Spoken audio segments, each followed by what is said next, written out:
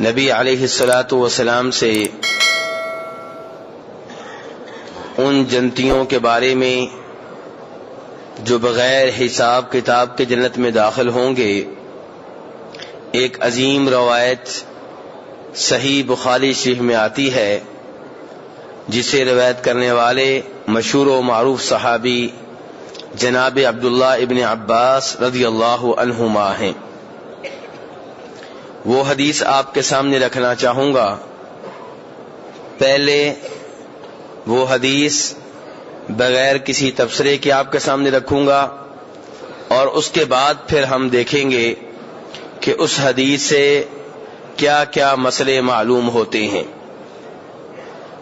تو اس حدیث کو اپنی کتاب میں جگہ دی ہے کون سے امام نے؟ امام بخاری رحمہ اللہ نے، اور آپ سے نقل کرنے والے صحابی کا نام کیا ہے؟ جناب عبداللہ ابن عباس رضی اللہ عنہما۔ میرے بھائیو، یہ انداز ہونا چاہیے دین سیکھنے کا کہ انسان کو پتہ ہو کہ جو مسئلہ میں جاننا چاہ رہا ہوں وہ کہاں سے آیا ہے، ورنہ باتیں بہت کی جاتی ہیں، کوئی صاحب یہ کہہ رہے ہیں، کوئی صاحب وہ کہہ رہے ہیں، اور جب تک حوالہ نہیں مانگا جائے گا، جب تک یہ یقین نہیں کر لیا جائے گا کہ یہ واقعی حدیث نبی علیہ الصلاۃ والسلام کی ہے، تب تک ہمارے مسائل حل نہیں ہوں گے، دلوں میں اطمینان پیدا نہیں ہوگا۔ تو جناب عبداللہ ابن عباس کہتے ہیں کہ فرمایا نبی علیہ الصلاۃ والسلام نے کہ میرے سامنے امتیں اور قومیں پیش کی گئیں، میرے سامنے امتیں اور قومیں پیش کی گئیں، تو میں نے دیکھا کہ کہیں پہ کوئی نبی آ رہے ہیں اور ان کے ساتھ چھوٹا سا گروہ ہے، اور کہیں پہ کوئی نبی آ رہے ہیں ان کے ساتھ ایک دو آدمی ہیں، اور کہیں پہ کوئی ایسے نبی آ رہے ہیں جن کے ساتھ ان کا کوئی بھی امتی نہیں ہے۔ آپ فرماتے ہیں پھر میں نے ایک بڑا گروپ دیکھا، لوگوں کی ایک کثیر تعداد دیکھی، میں نے یہ سمجھا کہ یہ میری امت ہے، لیکن مجھے بتایا گیا کہ یہ جناب موسیٰ علیہ السلام اور ان کی قوم ہے۔ پھر ایک بہت بڑی تعداد، ان کے اوپر میری نگاہ پڑی جن سے آسمان کے افق پر ہو رہے تھے، مجھے بتایا گیا یہ ہے آپ کی امت، یہ ہے آپ کی قوم، اور فرمایا ان میں سے 70,000 آدمی ایسے ہیں جو بغیر حساب کتاب کے جنت میں جائیں گے۔ جناب عبداللہ ابن عباس فرماتے ہیں کہ نبی علیہ الصلوۃ والسلام اتنی بات کر کے اپنے گھر میں چلے گئے۔ اب صحابہ کرام آپس میں غور و خوض کرنے لگے کہ یہ 70,000 خوش نصیب لوگ کون ہیں۔ کچھ لوگوں کا موقف یہ تھا کہ یہ وہ لوگ ہیں جو نبی علیہ الصلوۃ والسلام کے ساتھی اور آپ کے صحابی ہیں، اور کچھ لوگوں نے کہا یہ وہ لوگ ہوں گے جو مسلمان گھر میں پیدا ہوئے، جنہوں نے کبھی بھی شرک نہیں کیا۔ یہ بحث و مباحثہ جاری رہا۔ نبی علیہ الصلوۃ والسلام گھر سے باہر تشریف لائے، آپ نے پوچھا تم کس معاملے میں آپس میں گفتگو کر رہے ہو؟ صحابہ کرام نے وضاحت کی کہ ہم اس معاملے میں گفتگو کر رہے ہیں۔ تو آپ علیہ السلام نے فرمایا یہ 70,000 لوگ وہ خوش نصیب ہوں گے کہ جن کی توحید اتنی بلند و بالا ہوگی کہ وہ کسی سے یہ مطالبہ بھی نہیں کریں گے کہ مجھے دم کر دو۔ یہ وضاحت ساری آئے گی۔ نمبر 2، وہ بدشگونی نہیں لیں گے، کسی چیز کو منحوس نہیں جانیں گے۔ نمبر 3، وہ کسی سے یہ مطالبہ نہیں کریں گے کہ میرے جسم کو داغ دو۔ نمبر 4، صرف اپنے رب پہ توکل اور بھروسہ کریں گے۔ جب آپ نے یہ وضاحت کی تو عکاشہ ابن محصن الاسدی صحابی رسول علیہ الصلوۃ والسلام ہیں، وہ کھڑے ہو گئے، کہنے لگے ادعو اللہ ان یجعلنی منہم، کہ اے نبی علیہ الصلوۃ والسلام آپ سے درخواست ہے کہ آپ اللہ سے میرے لیے دعا کریں، آپ اللہ کے سامنے میری شفاعت کریں کہ اللہ مجھے انہی میں سے کر دے۔ تو آپ نے کہا اے اللہ عکاشہ کو ان میں سے کر دے۔ ایک اور صحابی کھڑے ہو گئے کہ اے نبی علیہ الصلوۃ والسلام میرے لیے بھی دعا کریں۔ تو آپ نے فرمایا سبقک بہا عکاشہ، کہ عکاشہ تمہارے اوپر سبقت لے گیا ہے۔ یہ حدیث میرے بھائیوں امام بخاری رحمہ اللہ نے اسے اپنی اس عظیم الشان کتاب میں جگہ دی ہے جسے صحیح بخاری کہا جاتا ہے، جس کی تمام احادیث شک و شبہ سے بالا تر ہیں، اور نبی علیہ الصلوۃ والسلام سے نقل کرنے والے صحابی کا نام جناب عبداللہ ابن عباس رضی اللہ عنہما ہے۔ تو اس حدیث میں نبی علیہ الصلوۃ والسلام نے حدیث کے شروع میں کیا کہا ہے؟ میرے سامنے امتیں پیش کی گئیں۔ کہاں پیش کی گئیں؟ یہ کہاں کا واقعہ ہے؟ محسوس یہی ہو رہا ہے حدیث کے سیاق و سباق سے کہ خواب میں آپ کے سامنے یہ امتیں پیش کی گئیں، اور انبیاء کرام علیہم الصلوۃ والسلام کے خواب حق ہوا کرتے ہیں، سچ ہوا کرتے ہیں، دین ہوا کرتے ہیں۔ اسی لیے ابراہیم علیہ السلام کو خواب آیا کہ وہ اپنے بیٹے کو ذبح کر رہے ہیں، تو بیٹے اسماعیل علیہ السلام سے کہہ دیا کہ بیٹا تیار ہو جاؤ، اور بیٹے نے سر تسلیم خم کر دیا، باپ نے چھری چلا دی۔ وہ الگ بات ہے کہ اللہ نے بیٹے کو بچا لیا، لیکن کہنے کا مطلب یہ ہے کہ انبیاء کرام علیہم الصلوۃ والسلام کے خواب کیا ہوا کرتے ہیں؟ دین ہوا کرتے ہیں، اللہ کی طرف سے ہوا کرتے ہیں، گارنٹی شدہ ہوا کرتے ہیں، ان کے اوپر عمل ٹھیک ہے، وہ شریعت ہے، وہ دین ہے۔ کسی اور کے خواب کو یہ حیثیت حاصل نہیں ہے۔ انبیاء کرام علیہم الصلوۃ والسلام کے بعد میں آنے والے لوگ، ان کے خواب درست بھی ہو سکتے ہیں، غلط بھی ہو سکتے ہیں، اللہ کی طرف سے بھی ہو سکتے ہیں، شیطان کی طرف سے بھی ہو سکتے ہیں۔ خود نبی علیہ السلام فرماتے ہیں خواب 3 طرح کے ہوتے ہیں، کچھ خواب اللہ کی طرف سے ہوتے ہیں، کچھ شیطان کی طرف سے ہوتے ہیں، اور کچھ خیالات ہوتے ہیں جو سارا دن آدمی سوچتا رہتا ہے، وہی خواب میں سامنے آ جاتا ہے۔ تو 3 طرح کے خواب ہوتے ہیں۔ اب لوگ سمجھتے ہیں کہ میرا پیر، میرے بزرگ جو ہیں، ان کا خواب بھی غلط نہیں ہو سکتا۔ میرے بھائی، جب خواب میں شیطان آ سکتا ہے، شیطان کا کام ہے دھوکے دینا۔ شیطان نے ہمارے باپ آدم علیہ السلام کو دھوکہ دے دیا تھا کہ نہیں دیا تھا؟ جنت سے نکلوا دیا تھا، یہ کہہ کے اگر اس درخت کا پھل آپ چکھ لیں گے تو آپ ہمیشہ ہمیشہ کے لیے جنتی ہو جائیں گے، فرشتے بن جائیں گے۔ حالانکہ آدم علیہ السلام کو اللہ تعالیٰ کہہ چکے تھے کہ اس پھل کے قریب نہیں جانا، لیکن آدم علیہ السلام شیطان کی باتوں میں آ گئے، کیونکہ وہ خیر خواہ بن کے سامنے آیا۔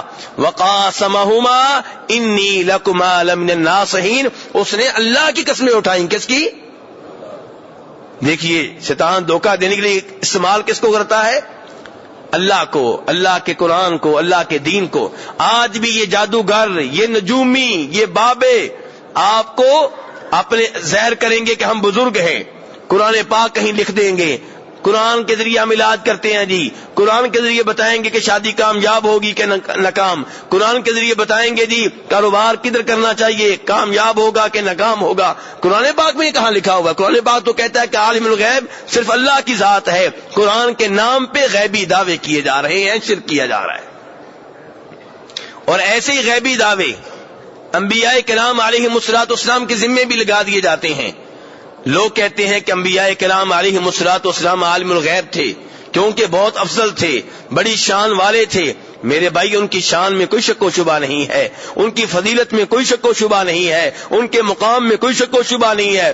خصوصاً ہمارے نبی علیہ الصلوۃ والسلام تمام انسانوں میں سب سے افضل، سب سے اعلیٰ، سب سے مقدس، سب سے محترم ہیں۔ لیکن یہ بات کہاں سے آ گئی کہ آپ غیب جانتے ہیں؟ جب اللہ نے کہہ دیا قُلْ لَا يَعْلَمُ مَنْ فِي السَّمَاوَاتِ وَالْأَرْضِ الْغَيْبَ إِلَّا اللَّهُ، کہ اے نبی علیہ السلام آپ بتا دیں کہ اللہ کے سوا کوئی عالم الغیب نہیں ہے، نہ آسمان والوں میں کوئی عالم الغیب ہے، نہ زمین والوں میں کوئی عالم الغیب ہے۔ میرے بھائیوں، یہ الگ بات ہے کہ اللہ نے اپنے نبیوں کو اور رسولوں کو کئی غیبی باتیں بتائی ہیں، لیکن جو بتائی ہیں وہ اس کے مقابلے میں جو نہیں بتائی کچھ بھی نہیں ہے۔ جیسے سمندر کے سامنے ایک دو قطرے ہوں، جیسے سمندر کے سامنے ایک دو قطرے ہوں، یہ میں اپنی طرف سے نہیں کہہ رہا، بخاری شریف کی حدیث ہے کہ جب موسیٰ علیہ السلام، خضر علیہ السلام دونوں نبی ہیں، ایک جگہ جمع ہوئے، ان کے سامنے پرندہ آیا، اس نے اپنی چونچ کے ذریعے پانی لیا سمندر میں سے، تو تب خضر علیہ السلام نے موسیٰ علیہ السلام سے کہا تھا کہ موسیٰ تم نے دیکھا ہے کہ یہ پرندہ آیا، سمندر میں سے پانی لیا، ایک قطرے دو قطرے، کیا اس کے یہ پانی لے لینے سے سمندر کے پانی میں کوئی کمی واقع ہوئی ہے؟ موسیٰ علیہ السلام نے کہا نہیں۔ خضر علیہ السلام نے کہا موسیٰ یہی مثال ہے میرے علم کی اور تمہارے علم کی اللہ کے علم کے سامنے۔ غیبی باتیں ان کو بتائی گئی ہیں، کوئی شک و شبہ نہیں ہے، اسی لیے تو نبی رسول کہتے ہیں، لیکن کتنی؟ 10 20 100 1000 لاکھ کروڑ ارب، کتنی؟ اس کے بعد اللہ کا علم تو لامحدود ہے، اللہ کے علم کو تو گنا نہیں جا سکتا۔ اللہ کا علم، اللہ اکبر، سورہ کاف کی آخری 1-2 آیتیں پڑھ لیں، آپ کو پتا چلے گا کہ اللہ کا علم کتنا گہرا، کتنا زیادہ ہے۔ اللہ تعالی نے وہاں پہ کیا فرمایا ہے؟ قُلْ لَوْ كَانَ الْبَحْرُ مِدَادًا لِكَلِمَاتِ رَبِّي لَنَفِدَ الْبَحْرُ قَبْلَ أَن تَنفَدَ كَلِمَاتُ رَبِّي وَلَوْ جِئْنَا بِمِثْلِهِ مَدَدًا۔ فرماتے ہیں اللہ تعالیٰ کہ اگر سمندر سارے کا سارا اسے سیاہی کی شکل دے دی جائے، روشنائی کی شکل دے دی جائے، اور جتنا سمندر ہے اس کے برابر مزید پانی بھی ہو۔ آج دنیا میں خشکی کتنی اور پانی کتنا ہے میرے بھائیوں؟ 3 گنا کیا ہے؟ اور خشکی کتنی ہے؟ 1 گنا۔ حالانکہ خشکی اتنی زیادہ ہے کہ ہم میں سے کسی نے سمندر کا کنارہ نہیں دیکھا، سمندر کا دوسرا کنارہ نہیں دیکھا۔ ہم نے سارے ممالک کا سفر نہیں کیا، ایک ملک کا سفر کریں تو ختم نہیں ہوتا۔ سعودیہ میں گاڑی میں بیٹھ کے ایک سائڈ سے آپ نکلیں، دوسرے بارڈر پہ جانا چاہیں تو آپ کے کتنے دن گزر جائیں گے۔ اتنی خشکی صرف سعودیہ میں ہے، باقی ممالک اب اتنی خشکی سے کے مقابلے میں پانی جو ہے کتنا ہے؟ 3 گنا۔ اللہ تعالیٰ کہتے ہیں جتنا یہ پانی ہے اتنا ہی پانی اور ہو، اور اس پانی کو سیاہی کی شکل دے دی جائے اور اس سے میرے کلمات، میرے الفاظ لکھے جائیں، یہ سیاہی ختم ہو جائے گی، میرے کلمات ختم نہیں ہوں گے۔ یہ اللہ کا علم ہے، یہ اللہ کا علم ہے میرے بھائیوں۔ مجھے افسوس ہوتا ہے ان بھائیوں کے اوپر کہ جو انبیاء کرام علیہم الصلاۃ والسلام کی شان کو تو ذہن میں رکھتے ہیں، اللہ کی شان کو بھول جاتے ہیں۔ انبیاء کرام کی شان میں کوئی شک و شبہ نہیں ہے، لیکن ان کی شان کو ذہن میں رکھتے ہوئے اللہ کی شان کو نہ بھولیں۔ تو کہنے کا مطلب یہ ہے کہ عالم الغیب صرف اللہ کی ذات ہے۔ انبیاء کرام علیہم الصلاۃ والسلام کے پاس بہت علم ہے، غیبی باتیں ان کو بتائی گئی ہیں، لیکن کل علم نہیں دیا گیا۔ تو اب میرے بھائی بات ہو رہی تھی خوابوں کی، کہ خواب انبیاء کرام علیہم الصلاۃ والسلام کے دین ہے، دوسرے لوگوں کے نہیں۔ اسی لیے ابراہیم علیہ السلام نے بیٹے کے اوپر چھری چلا دی۔ اور یہاں سے بھی ایک آپ نقطہ لیں، ایک بڑی اہم بات سمجھیں۔ لوگ کہتے ہیں کہ انبیاء کرام عالم الغیب تھے علیہم الصلاۃ والسلام، اور سمتے یہ ہیں کہ ہم یہ دعویٰ کر کے ان کی شان میں اضافہ کر رہے ہیں۔ نہیں، ان کی شان میں آپ اضافہ نہیں کر رہے، آپ ان کی شان میں کمی کر رہے ہیں۔ کیسے؟ ابراہیم علیہ السلام نے بیٹے کے اوپر چھری چلائی، بہت بڑی قربانی ہے کہ نہیں؟ چھوٹی قربانی ہے کہ بڑی قربانی ہے؟ لیکن اگر یہ کہا جائے کہ وہ غیب جانتے تھے، ان کو پہلے سے معلوم تھا کہ چھری نہیں چلے گی، تو بتائیے کیا قربانی تھی؟ اگر آپ کہتے ہیں کہ غیب جانتے تھے اور ان کو پہلے سے معلوم تھا چھری نہیں چلے گی، تو بتائیے پھر کیا قربانی دی ہے؟ قربانی تب بنے گی جب آپ یہ مانیں گے کہ وہ غیب نہیں جانتے تھے، انہوں نے اس یقین کے ساتھ چھری چلائی ہے کہ یہ چلے گی، لیکن اللہ نے بچا لیا۔ ایسے ہی ابراہیم علیہ السلام کو نمرود نے آگ میں پھینکا، اور انہوں نے اللہ کی توحید کی خاطر یہ قربانی بھی قبول کی، اس آگ میں کود پڑے۔ اب اگر ان کو پہلے سے معلوم تھا کہ یہ آگ ٹھنڈی ہو جائے گی، مجھے نہیں جلائے گی، تو بتائیے کیا قربانی دی؟ اور اگر ان کو یہ تھا ان کے ذہن میں کہ آگ مجھے جلائے گی اور میں اللہ کی راہ میں قربان ہونے جا رہا ہوں، پھر قربانی بنتی ہے۔ تو بہرحال انبیاء کرام علیہم الصلوۃ والسلام کے خواب صرف انبیاء کے خواب علیہم الصلوۃ والسلام دین ہوا کرتے ہیں، باقی خواب دین نہیں ہوا کرتے۔ اور یہاں پہ یہ وضاحت کرنا بھی ضروری سمجھتا ہوں کہ آج بہت دعوے کیے جا رہے ہیں، میرا بزرگ کہہ رہا ہے، آپ کا بزرگ کہہ رہا ہے، ان کا بزرگ کہہ رہا ہے، ان کا بزرگ کہہ رہا ہے کہ میں نے خواب میں نبی علیہ السلام کو دیکھا ہے۔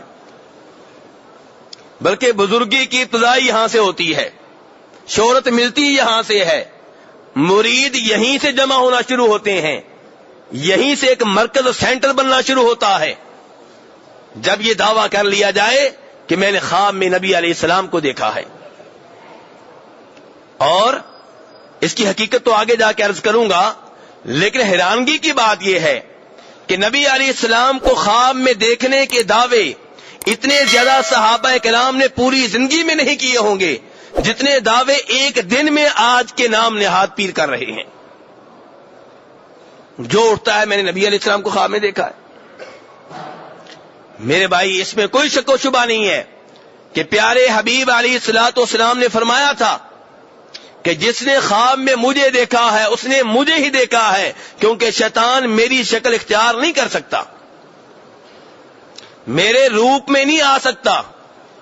لیکن دھیان سے حدیث کو سمجھیے گا، آپ کے روپ میں شیطان نہیں آ سکتا، کسی اور روپ میں آ کے جھوٹ بول کے کہہ سکتا ہے کہ میں تمہارا نبی بول رہا ہوں۔ نبی علیہ الصلوۃ والسلام کے روپ میں، آپ کے حلیے میں آنے کی قدرت اللہ نے اسے نہیں دی، لیکن کسی اور روپ میں آ کے وہ جھوٹ بول سکتا ہے کہ میں نے تمہارے نبی علیہ السلام کو دیکھا ہے۔ یہی وجہ ہے کہ علماء کرام نے کئی ایسے جھوٹے خواب پکڑے۔ جب آپ کو خواب میں دیکھنے کا دعویٰ کرنے والے نے یہ کہا کہ میں نے آپ کو خواب میں دیکھا ہے، حلیہ پوچھا گیا، کہنے لگا بڑا نورانی چہرہ تھا، دودھ کی طرح سفید، داڑھی کے بال دودھ کی طرح سفید، نورانیت چمک رہی تھی۔ علماء کرام نے کہا تم جھوٹ بول رہے ہو، کیونکہ نبی علیہ الصلوۃ والسلام کی داڑھی میں 11 سے زائد سفید بال نہیں تھے۔ تو کہنے کا مطلب یہ ہے، یہ ایک مثال آپ کو دے رہا ہوں کہ اس میں کوئی شک و شبہ نہیں ہے کہ شیطان آپ کے روپ میں نہیں آ سکتا، کسی اور روپ میں آ کے جھوٹ بول سکتا ہے۔ اب جو ایسے دعوے کرتے ہیں، یا وہ خود جھوٹ بول رہے ہوتے ہیں، یا یہ خطرہ ہوتا ہے کہ شیطان خواب میں آ کے ان کو دھوکہ دے گیا ہے، شیطان خواب میں آ کے ان کو دھوکہ دے گیا ہے۔ یہ بیچارے سچے ہیں، لیکن ان کو کوئی اور دھوکہ دے گیا ہے۔ اور اگر ہم مان لیں، فرض کر لیں کہ خواب میں نبی علیہ السلام ہی آئے تھے، تو یہ اتنے پھیلانے کی کیا ضرورت ہے؟ پوری دنیا میں بتانے کی کیا ضرورت ہے کہ خواب میں مجھے نبی علیہ السلام ملے تھے؟ ہم تو یہ جانتے ہیں کہ عصر حاضر کے بہت بڑے محدث شیخ محمد ناصر الدین البانی رحمہ اللہ، جن کی حدیث نبوی کے لیے بہت خدمات ہیں، بہت انہوں نے کام کیا ہے، بہت زیادہ ان کی تعریفات ہیں، یوٹیوب پہ ان کا ایک کلپ آج بھی موجود ہے کہ ان کو کوئی فون کر کے کہتا ہے کہ میں نے خواب میں دیکھا ہے نبی علیہ الصلوۃ والسلام آپ کے بارے میں یہ خوشخبری دے رہے تھے۔ اس عظیم آدمی نے یہ باتیں سن کے رونا شروع کر دیا، روتے رہے، آگے بات ہی نہ کر سکے۔ اور پھر کبھی نہیں دیکھا گیا کہ انہوں نے کہا ہو کہ لو جی میں وہ آدمی ہوں کہ جس کے بارے میں یہ خواب آ چکا ہے، نہیں۔ اللہ کے جو ولی ہوتے ہیں ان میں تواضع ہوتی ہے، عاجزی ہوتی ہے، انکساری ہوتی ہے۔ وہ تو یہی کہتے رہتے ہیں میں اس قابل کہاں، وہ تو یہی پوری زندگی کہتے رہتے ہیں میں اس قابل کہاں۔ آپ ویس کرنی کو لے لیں رحمہ اللہ، ان کے بارے میں بھی کئی غلط باتیں ساتھ ملا دی گئی ہیں، جنہوں نے دان توڑ لیا تھا، غلط بات، ایسی کوئی بات نہیں ہے۔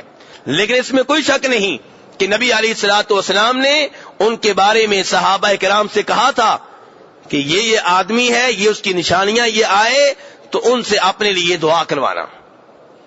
جناب عمر فاروق رضی اللہ عنہ اپنے دور حکومت میں دیکھتے رہتے کہ یہ اویس کب ملے اور میں اس سے دعا کرواؤں۔ یمن سے آنا تھا، اس لیے یمن سے جو قافلے آتے جناب عمر فاروق ان سے تحقیق کرتے، تفتیش کرتے، تم میں کوئی اویس ہے؟ جی ہاں ہے۔ کون سا اویس ہے؟ کس قبیلے کا ہے؟ کیونکہ نبی السلام نے قبیلہ بھی بتایا تھا، قرن قبیلے کے ہوں گے، مراد قبیلے کے ہوں گے، سب کچھ بتایا تھا۔ اب میرے بھائیوں، ایک دفعہ اویس مل گئے اور اس اللہ کے بندے کی حالت اتنی سادہ کہ لوگوں کو کوئی پتہ نہیں کتنا یہ عظیم آدمی ہے۔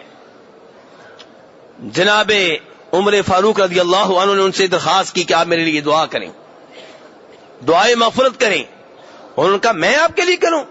آپ صحابی، نبی علیہ السلام کے ساتھ رہنے والے، آپ میرے لیے دعا کریں؟ کہا نہیں اویس، نبی علیہ الصلوۃ والسلام نے تمہارے بارے میں یہ کہا تھا۔ اب جناب عمر فاروق اویس سے کہتے ہیں کہ اویس تم کہاں جانا چاہتے ہو؟ کہا کوفہ۔ کہا میں کوفہ کے گورنر کے نام تمہارے لیے لیٹر لکھتا ہوں۔ کہا نہیں، میں ایسا کوئی لیٹر نہیں چاہوں گا، میں گمنام رہنا چاہتا ہوں۔ اب کوفہ پہنچ گئے، کوفہ میں رہنے لگے۔ اب جو لوگ حج کے لیے کوفہ سے آتے، عمر فاروق ان سے اویس کے بارے میں پوچھتے۔ کسی کو کوئی پتہ ہی نہیں کوفہ والوں کو، کیونکہ انہوں نے اپنے آپ کو ظاہر ہی نہیں کیا۔ اب میرا کوئی پیر ہوتا، آپ کا تو نہیں، میں اپنے پیر کا نام لے لیتا ہوں، میرا کوئی پیر ہوتا وہ سب لوگوں کو بتاتا باری باری میرے بارے میں یہ حدیث موجود ہے۔ عمر فاروق رضی اللہ عنہ سے جا کے پوچھ لینا مدینہ میں جا کے میرے بارے میں یہ حدیث ہے، لیکن نہیں، کوفہ میں کوئی اسے جانتا ہی نہیں۔ حتیٰ کہ ایک آدمی ایسا مل گیا جناب عمر فاروق کو جو اویس کا پڑوسی نکلا کوفہ میں، تو جناب عمر فاروق رضی اللہ عنہ نے اس آدمی کو بتایا کہ یہ اویس وہ آدمی ہے۔ اب یہ آدمی جب واپس گیا تو جناب اویس سے کہنے لگا میرے لیے دعا کریں۔ اس نے کہا میں آپ کے لیے دعا کروں؟ حج کر کے آپ آئے ہیں، آپ میرے لیے دعا کریں؟ کہا نہیں آپ میرے لیے دعا کریں، نہیں آپ کریں، نہیں آپ کریں۔ جب زیادہ کہا تو جناب اویس سمجھ گیا کوئی معاملہ ہے۔ کہا تم عمر فاروق سے مل کر تو نہیں آئے؟ کہا ان سے مل کر آیا ہوں۔ تو جناب اویس نے دعا کر ڈالی، دعا کی اور کوفہ سے نکل گئے، ایسے غائب ہوئے کہ آج تک تاریخ کو معلوم نہیں ہے کہ کہاں گئے۔ دعوے بہت ہیں کہ جی شام میں قبر ہے، وہ ہے، یہ ہے، دعوے تو ایسے ہوتے رہتے ہیں۔ یہ قبروں کے دعوے بھی بڑے عجیب ہیں۔ اب موضوع سے میں ہٹنا نہیں چاہتا ورنہ میں یہ بھی بتاتا۔ بہرحال کہنے کا مطلب یہ ہے کہ یہ ہوتے ہیں اللہ کے ولی، کہ جناب اویس کو جب پتا چلا کہ میرے پڑوسی کو میرے بارے میں علم ہو گیا ہے، وہ غائب ہو گئے، وہاں سے کہیں اور چلے گئے، کہاں گئے کسی کو پتا نہیں ہے۔ تو کہنے کا مطلب یہ میرے بھائی ایسے ہوتے ہیں اللہ کے ولی۔ تو یہ جو خواب بیان کی جاتے ہیں کہ نبی علیہ السلام کو ہم نے دیکھا ہے، ان کے اوپر اتنی جلدی یقین نہیں کرنا چاہیے۔ یہ اب کاروبار بن چکے ہیں، شہرت حاصل کرنے کا ذریعہ بن چکے ہیں، جھوٹ لوگوں میں عام ہو گیا ہے۔ اللہ تبارک و تعالی ہمیں سچ بولنے کی توفیق نصیب فرمائے۔ تو یہ خواب جو بھی حدیث بیان کر رہا ہوں یہ نبی علیہ السلام کا خواب ہے، اور انبیاء کرام کے خواب وہی ہوتے ہیں، دین ہوتے ہیں۔ اور آپ اس خواب میں بتا رہے ہیں کہ میرے سامنے امتیں پیش کی گئیں، قومیں پیش کی گئی، پرانی قومیں، تو میں دیکھ رہا ہوں کسی نبی کے ساتھ چھوٹا سا گروہ ہے، کسی نبی کے ساتھ ایک آدمی ہے، کسی کے ساتھ دو آدمی ہے، کسی نبی کے ساتھ کوئی بھی نہیں ہے۔ اللہ اکبر۔ اس حدیث میں خوشخبری ہے ان لوگوں کے لیے جو توحید کے اوپر ہیں، سنت کے اوپر ہیں، چاہے اپنے علاقے میں تنہا ہیں، اپنے شہر میں تنہا ہیں، سواد اعظم کی طرف نہ دیکھیں، کثرت کی طرف نہ دیکھیں، یہ دیکھیں کہ کیا قرآن پاک آپ کے ساتھ ہے یا نہیں، حدیث کے مطابق آپ کام کر رہے ہیں کہ نہیں کر رہے، چاہے کل کائنات آپ کی مخالف ہو۔ اس حدیث میں خوشخبری ہے ان لوگوں کے لیے۔ یہ دیکھیے انبیاء کرام علیہم الصلوۃ والسلام کے بارے میں بتایا جا رہا ہے کہ دنیا میں آئے، زندگی گزاری، تبلیغ کی، توحید کی دعوت پیش کی، ایسے بھی نبی ہیں جن کے اوپر ایمان لانے والا کوئی بھی نہیں ہے۔ اللہ کی قسم یہ نبی کامیاب ہیں، انہوں نے اپنا حق ادا کر دیا ہے، چاہے ان کے اوپر ایمان لانے والا ایک بھی نہیں ہے۔ دعوت دینے والے کی کامیابی کا معیار یہ نہیں ہے کہ اس کے جلسے میں لوگ کتنے ہوتے ہیں، تبلیغ کرنے والے کی کامیابی کا معیار یہ نہیں ہے کہ ان کے جلسے میں لوگ کتنے ہوتے ہیں، معیار یہ ہے کہ آپ قرآن کی کس آیت کے مطابق بات کر رہے ہیں، نبی علیہ الصلوۃ والسلام کی کس صحیح حدیث کے مطابق بات کر رہے ہیں۔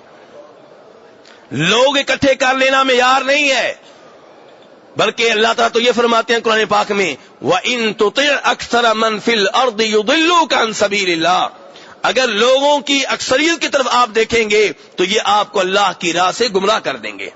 بلکہ اللہ نے سورہ یوسف میں کہا ہے وَمَا يُؤْمِنُ أَكْثَرُهُمْ بِاللَّهِ إِلَّا وَهُمْ مُشْرِكُونَ، کہ وہ لوگ جو یہ دعویٰ کرتے ہیں کہ ہمارا اللہ کے اوپر ایمان ہے، ان کی اکثریت بھی شرک میں مبتلا ہوتی ہے۔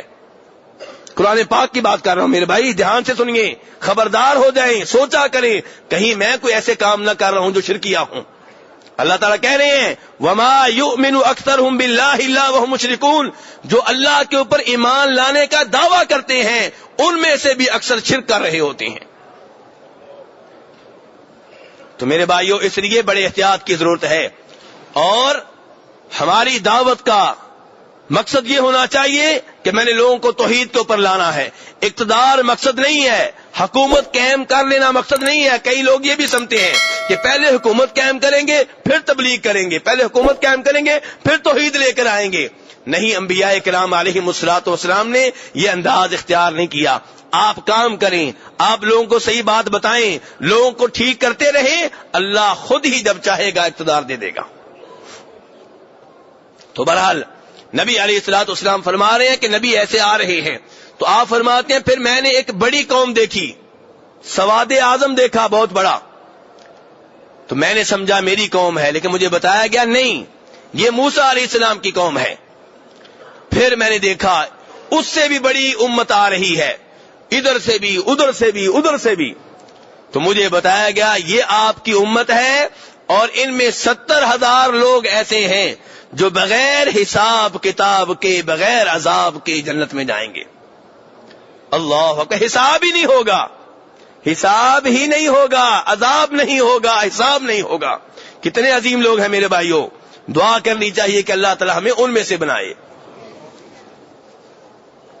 لیکن جب ان میں سے بننا ہے جو بغیر حساب کتاب کے جائیں گے تو توحید کا اعلیٰ نمونہ پیش کرنا ہوگا، ان چیزوں سے بھی دور رہنا ہوگا جو باقاعدہ طور پہ شرک نہیں ہے، لیکن ان میں اللہ کے علاوہ کسی اور کے اوپر اعتماد ہے۔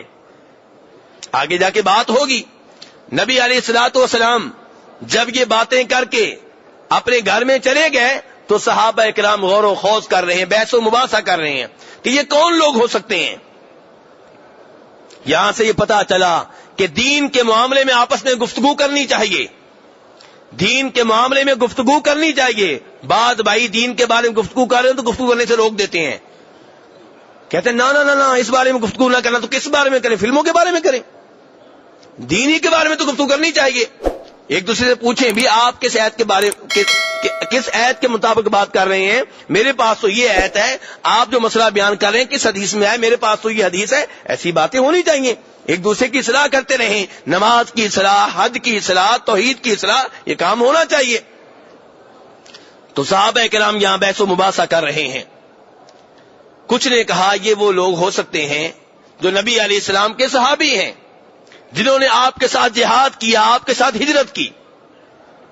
اور دوسرے لوگ کہنے لگے نہیں، جو آپ کے صحابی ہیں یہ کسی زمانے میں مشرک رہے ہیں، تو ہو سکتا ہے اس سے وہ مراد ہوں جو پیدا ہوئے تو مسلمان گھر میں پیدا ہوئے، کبھی بھی شرک نہیں کیا۔ یہ باتیں ہوتی رہیں۔ اب صحابہ کرام یہ باتیں کیوں کر رہے تھے؟ وہ چاہتے ہیں کہ ہم بھی ان میں سے ہو جائیں۔ جنتی بننا ایک بہت بڑا ہدف ہے، ہم نے تو ہدف بنا لیا ڈاکٹر بننا، انجینئر بننا، وزیر اعظم بننا، MLA بننا، ایسے ہی ہے نا، یہی ہمارا ہدف ہے نا بڑے سے بڑا۔ لیکن نہیں، مسلمان کا سب سے بڑا ہدف یہ ہے کہ میں کسی طریقے سے جنتی بن جاؤں۔ ڈاکٹر بننا جرم نہیں ہے، انجینئر بننا جرم نہیں ہے، لیکن یہ آخری ہدف نہیں ہے۔ آخری ہدف ہے جنتی بننا، اور آخری ہدف کے آگے جو چیز رکاوٹ بنے اس کو دور پھینک دیں۔ تو بہرحال صحابہ کرام اس بارے میں گفتگو کر رہے ہیں۔ نبی علیہ السلام باہر نکلے، اور نبی علیہ الصلوۃ والسلام کا انداز بڑا خوبصورت ہے، بڑے عظیم ٹیچر ہیں، بڑے عظیم معلم ہیں، آپ سے بڑا معلم کون ہوگا؟ آپ نے یہ تو بیان کر دیا کہ 70,000 بغیر حساب کتاب کے جنت میں جائیں گے، یہ بیان نہیں کیا کون ہوں گے.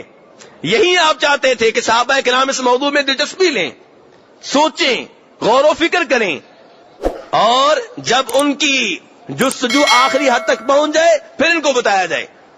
تو نبی علیہ الصلوۃ والسلام گھر سے باہر تشریف لائے. کہا کس بارے میں گفتگو کر رہے ہو؟ انہوں نے ساری وضاحت کر دی. تب آپ نے فرمایا یہ 70,000 افراد وہ ہوں گے جن کی توحید کا یہ عالم ہوگا، جن کی توحید اتنی بلند ہوگی کہ ہم الذین لا یسترقون، عربی کے الفاظ ہیں بخاری شریف کے، ہم الذین لا یسترقون، جو کسی سے یہ مطالبہ بھی نہیں کریں گے کہ مجھے دم کر دو. حالانکہ دم کرنا جائز ہے، دم کرنا درست ہے، دم کرنے میں کوئی ممانعت نہیں ہے، لیکن وہ لوگ اتنے عظیم ہوں گے، ان کی توحید اتنی بلند ہوگی کہ خود تو اپنے آپ کو دم کریں گے قرآن پاک کے ذریعے، خود تو اپنے آپ کو دم کریں گے نبی علیہ السلام کی دعاؤں کے ذریعے، لیکن کسی سے یہ کہنا پسند نہیں کریں گے تم مجھے دم کر دو.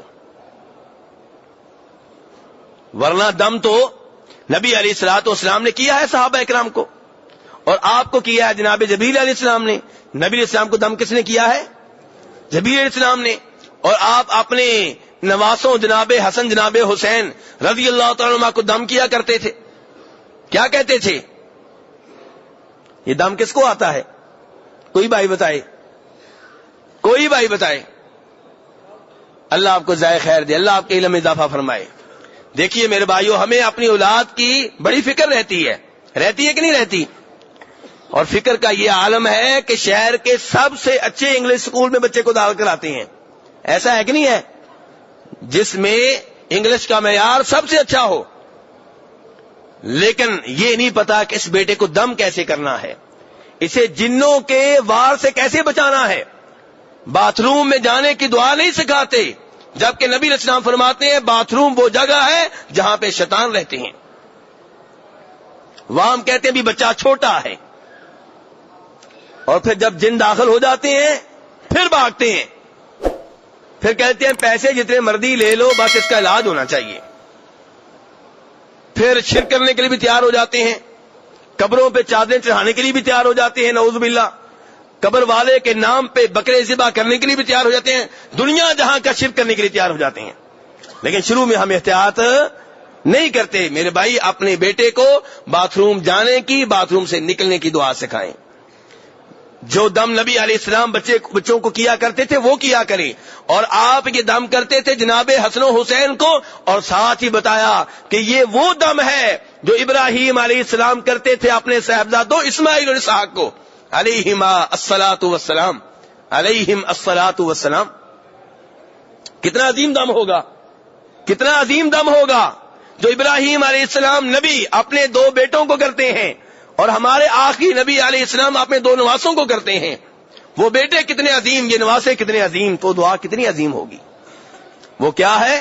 اعوذ بکلمات اللہ التامات من شر کل شیطان وہامہ ومن کل عین لامہ، کہ میں تم دونوں کو اللہ کے مکمل کلمات کی پناہ میں دیتا ہوں.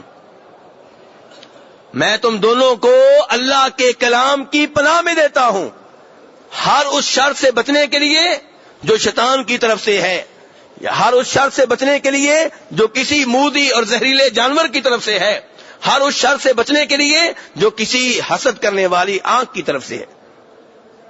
کتنی عظیم دعا ہوئی. تو یہ آپ کو کہاں ملے گی، کس کتاب میں ملے گی؟ حسن المسلم 2-3 ریال کی آتی ہے. یہ لے میرے بھائیوں، اس میں وہ دعائیں ہیں جو نبی علیہ الصلوۃ والسلام نے بتائی ہیں. ہم بھاگتے رہتے ہیں خوابوں کی طرف، خوابوں میں ہی پوری زندگی گزار دیتے ہیں. کوئی کہتا ہے کہ یہ وظیفہ میرے فلاں پیر صاحب کو خواب میں بتایا گیا، کوئی کہتا ہے میرے فلاں پیر صاحب کو چلے میں بتایا گیا، کوئی کہتے ہیں فلاں پیر صاحب کو فلاں پیر صاحب نے دیا تھا. اور یہاں پہ وہ دعائیں ہیں جو نبی علیہ السلام نے بتائی ہیں. تو کتاب کا نام کیا ہے؟ حسن المسلم. تو کہنے کا مطلب یہ ہے کہ دم کرنا جائز ہے، درست ہے، قرآن پاک کے ذریعے دم کرنا چاہیے، لیکن دم کرنا چاہیے، تعویذ نہیں. تعویذ اور دم میں فرق ہے. تعویذ اور دم میں کیا ہے میرے بھائیو؟ قرآن پاک شفا کا باعث ہے.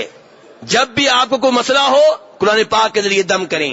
آج سر میں درد ہے دم کریں, دانت میں درد ہے قرآن پاک کے ذریعے دم کریں, ہاتھ میں درد ہے قرآن پاک کے ذریعے دم کریں, پاؤں میں درد ہے قرآن پاک کے ذریعے دم کریں. کیا ہوگا اس سے کہ آپ بار بار قرآن پاک پڑھ رہے ہیں. کیا ہوگا؟ بار بار قرآن پاک پڑھ رہے ہیں اور شریعت یہی چاہتی ہے. لیکن ہم کیا کہتے ہیں؟ نہیں, یہ مشکل کام ہے. کیا کریں جی؟ مولوی صاحب 1000 روپیہ لے لیں, آپ دم لکھ دیں. لکھ دیا, اب 5 سال کے بچے کے گلے میں لٹکا دیا ہے. جب تک یہ مر نہیں جائے گا اس کے گلے میں یہی کچھ رہے گا. پڑھنا نہیں ہے, بس لٹکا دینا ہے. پڑھنا نہیں ہے, بس جی کیا کر دینا ہے؟ لٹکا دینا. معذرت کے ساتھ میرے بھائی ناراض نہ ہو, یہ حقیقت ہے. جبکہ صحابہ کرام نے تعویذ لٹکائے نہیں ہیں, دم وہ کرتے تھے, دم کرتے رہے, قرآن پاک کے ذریعے علاج کرتے رہے. قرآن پاک باعث شفا, اس میں کوئی شک و شبہ نہیں ہے. لیکن شفا کیسے ہوگی؟ پڑھنے سے ہوگی, لٹکانے سے نہیں ہوگی. بالکل ایسے ہی جیسے قرآن پاک میں ہے کہ شہد میں شفا ہے اور یہ کھانے سے ملے گی, بوتل میں ڈال کے گلے میں لٹکانے سے نہیں ملے گی. مسند احمد کی حدیث ہے, نبی علیہ الصلوۃ والسلام کے پاس 10 آدمی آئے مسلمان ہونے کے لیے. آپ نے 9 کو مسلمان کر دیا, ان سے بیعت لے لی, اور 10ویں آدمی سے آپ نے بیعت نہیں لی. یہ 9 کہنے لگے نبی علیہ السلام یہ بھی ہمارا ساتھی ہے, اسے آپ نے بیعت کیوں نہیں لی؟ آپ نے فرمایا اس لیے کہ اس نے تعویذ باندھا ہوا ہے. اس آدمی نے تعویذ پھینک دیا, کاٹ دیا.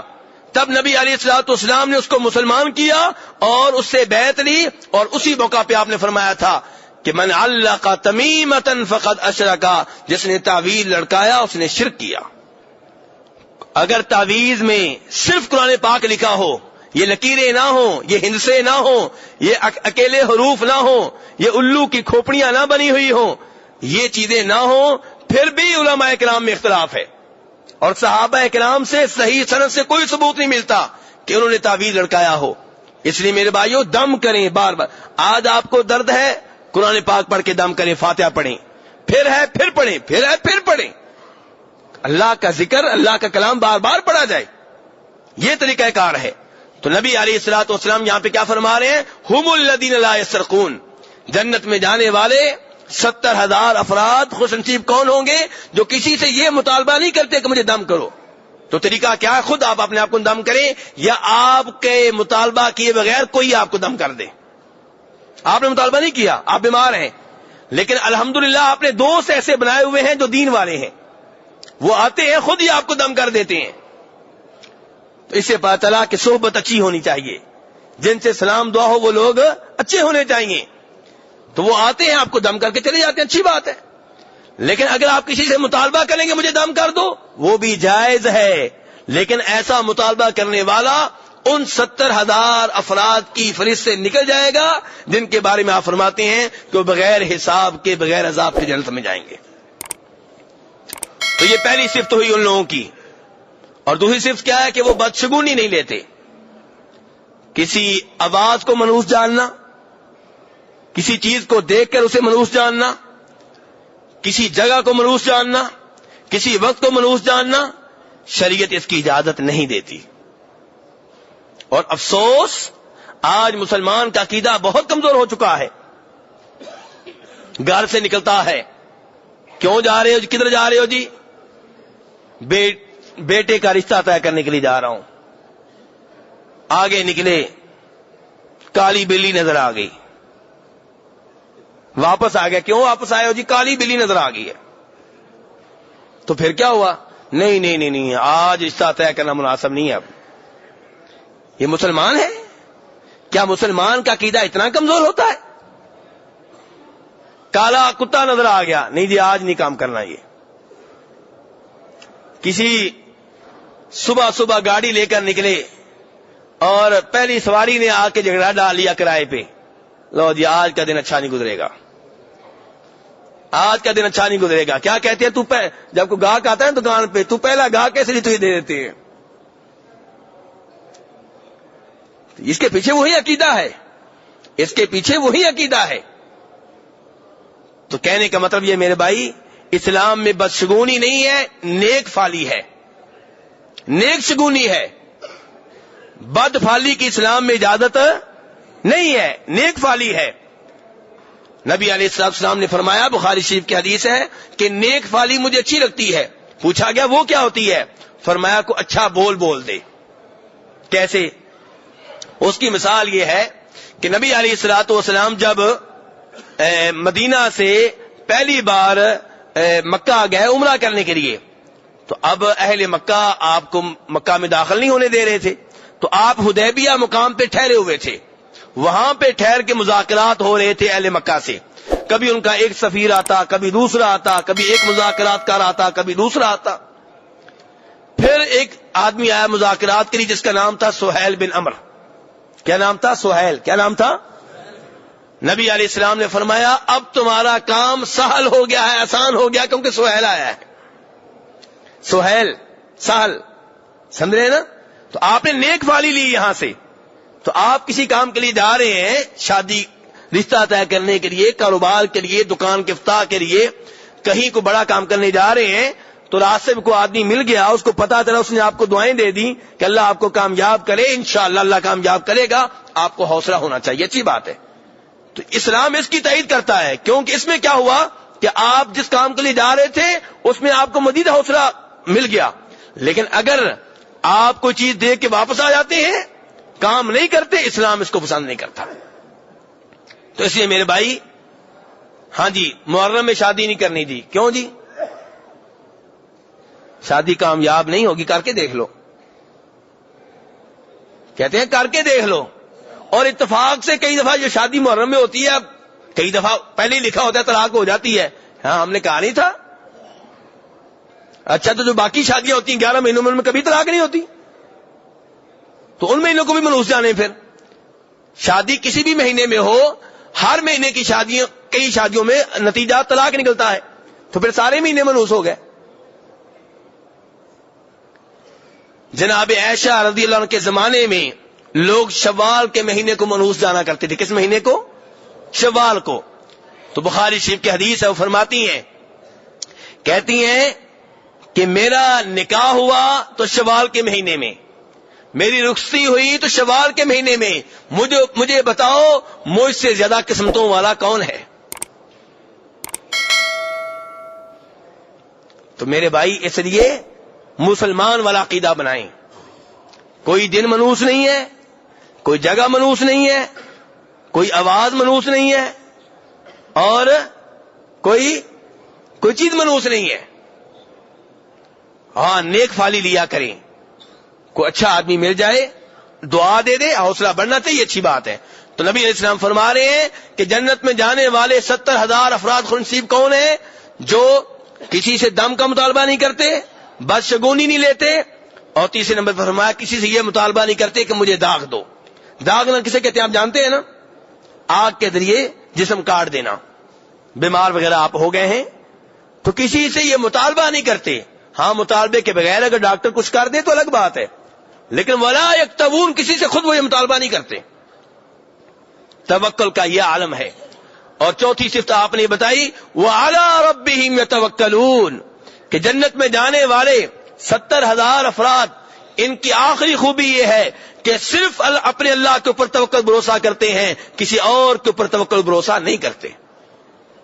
اب توکل کس کو کہتے ہیں، بھروسہ کس کو کہتے ہیں؟ اس میں دو طرح کے لوگ غلطی کر رہے ہیں. کچھ وہ کہتے ہیں کہ ہم اسباب اختیار نہیں کریں گے، بس ہمارا اللہ کے اوپر توکل ہے. کیا کریں گے؟ درباروں پہ بیٹھ جائیں گے، رزق خود ہی آئے گا. یہ توکل ہے جی؟ نہیں، یہ توکل نہیں ہے. نبی علیہ الصلوۃ والسلام، صحابہ کرام نے یہ نہیں کیا. وہ کاروبار کرتے رہے، کمانے کے لیے جاتے تھے، کھیتی باڑی کرتے تھے، مارکیٹ میں جاتے تھے، محنت کرتے تھے. جہاد کی باری آتی پھر بھی گھر مدینہ میں بیٹھ کے نہیں کہتے تھے خود ہی فتح مل جائے گی. گھر سے تلواریں نکالتے، تلواریں تیار کرتے، نیزے نکالتے، گھوڑے نکالتے، اونٹوں کے اوپر بیٹھتے، میدان میں پہنچتے، پھر اللہ سے دعائیں کرتے، پھر کہتے یا اللہ اب توکل تیرے اوپر ہے. نبی علیہ الصلوۃ والسلام نے بدر کی لڑائی کہاں پہ لڑی ہے؟ کتنی دور ہے یہاں سے؟ 155 کلومیٹر. تو اگر آپ بھی یہ کہتے کہ گھر میں بیٹھ کے فتح مل جائے گی، نہیں، یہ توکل نہیں ہے. یہ توکل غلط ہے. توکل کے لفظ کو غلط معنی پنہا دیے گئے ہیں. نبی علیہ السلام یہاں سے نکلے ہیں، صحابہ کرام کو ساتھ لیا ہے، وہاں پہ پہنچے ہیں، میدان لگا ہے، جنگ ہوئی ہے، تلواریں چلی ہیں اور دعائیں کی ہیں، لیکن آخری بھروسہ اللہ کے اوپر تھا کہ یا اللہ میرے جو ساتھی تھے میں لے آیا، جو اسرا تھا میں لے آیا، اب یا اللہ فتح تیرے ہاتھ میں ہے، مدد تو نے کرنی ہے۔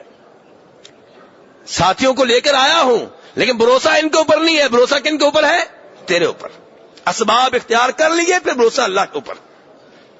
تو وہ لوگ بھی غلطی کرتے ہیں جو اسباب اختیار نہیں کرتے اور اس کو دین کا نام دیتے ہیں، دین ان سے بری و ذمہ ہے، دین ان سے لا تعلق ہے۔ اور وہ بھی غلط ہیں جو کہتے ہیں بس ہی ہم نے اسباب اختیار کر لیے، اب ہمیں فتح ملنی ہے، ہمارا کام ہو جائے گا، اللہ کی طرف نہیں دیکھتے۔ یہ نہیں سوچتے کہ اسباب تو نے اختیار کر لیے، لیکن اسباب کس کے ہاتھ میں ہیں؟ اسباب کا مالک کون ہے؟ اللہ۔ جتنے بھی اسباب اختیار کر لو، اللہ نہ چاہے تو کچھ حاصل نہیں ہوتا۔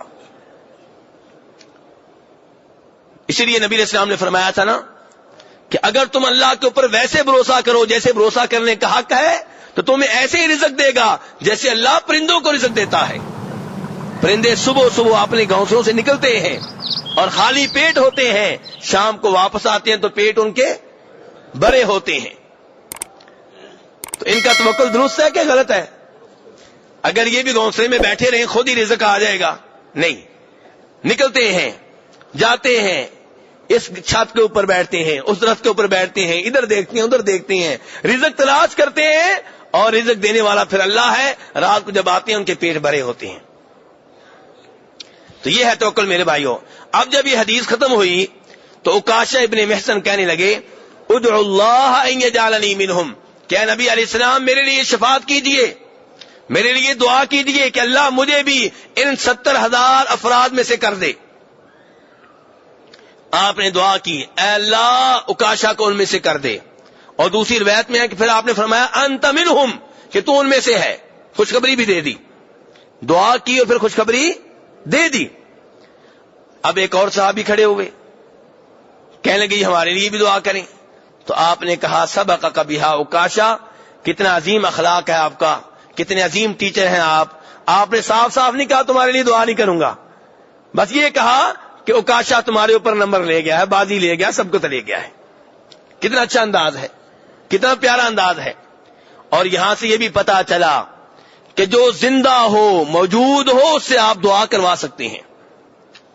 جناب عکاشہ نے یہاں نبی علیہ السلام سے دعا کروائی ہے کیونکہ زندہ تھے، موجود تھے، لیکن آج آپ کی قبر پہ جا کے آپ سے کہنا ہمارے لیے دعا کریں، ہم 70,000 افراد میں سے ہو جائیں، نہیں، یہ درست نہیں ہے میرے بھائی۔ کیوں؟ کیونکہ اب نبی علیہ السلام دنیا سے جا چکے ہیں۔ کسی صحیح سند سے ثابت نہیں ہے کہ صحابہ کرام رضوان اللہ علیہم اجمعین نے نبی علیہ الصلوۃ والسلام کے دنیا سے چلے جانے کے بعد، فوت ہو جانے کے بعد آپ کو پکارا ہو یا آپ سے کہا ہو آپ ہمارے لیے دعا کریں۔ صحیح سند سے کچھ ثابت نہیں ہے، بلکہ اس کی تائید اس حدیث سے بھی ہوتی ہے جو بخاری شریف میں آتی ہے، جس میں جناب عائشہ فرماتی ہیں رضی اللہ تعالی عنہا کہ میں نبی علیہ الصلوۃ والسلام کے پاس آئی اور گزارش کی میرے سر میں درد ہو رہا ہے۔ اس حدیث کو یاد کر لیں میرے بھائیوں، آپ کے بہت کام آئے گی۔ عقیدے کی اصلاح میں یہ حدیث بہت عظیم ہے۔ جناب عائشہ کہہ رہی ہیں اللہ کے رسول میرے سر میں درد ہو رہا ہے۔ آپ نے کہا عائشہ کوئی مسئلہ نہیں ہے، پریشان ہونے کی ضرورت نہیں ہے۔ ذاکی لو کان وانا حی فاستغفر لک وادعو لک، کہ عائشہ اگر تمہیں کچھ ہو گیا اور میں ہوا زندہ، تمہیں اگر کچھ ہو گیا اور میں ہوا زندہ تو میں تمہارے لیے دعا بھی کروں گا، استغفار بھی کروں گا۔ میرے بھائیوں غور کریں ان الفاظ کے اوپر، ان کا مطلب کیا نکلا کہ اگر تمہیں کچھ ہوا اور میں زندہ نہ ہوا تو پھر تمہارے لیے دعا نہیں ہو سکے گی۔ پھر سن لیجیے آپ کیا کہہ رہے ہیں، عائشہ اگر تمہیں کچھ ہو گیا اور میں ہوا زندہ تب میں تمہارے لیے دعائیں کروں گا اور استغفار کروں گا۔ تو اس سے پتا چلا کہ نبی علیہ السلام کے فوت ہو جانے کے بعد آپ کی قبر پہ یا دور سے آپ کو پکارنا ڈائریکٹ مانگنے کے لیے یا یہ کہنے کے لیے کہ اللہ سے لے کر دیں، آپ کے فوت ہو جانے کے بعد یہ مناسب نہیں ہے۔ اللہ تبارک تعالیٰ سے دعا ہے کہ ہمیں صحیح عقائد کو اپنانے کی توفیق عنایت فرمائے۔ وآخر دعوانا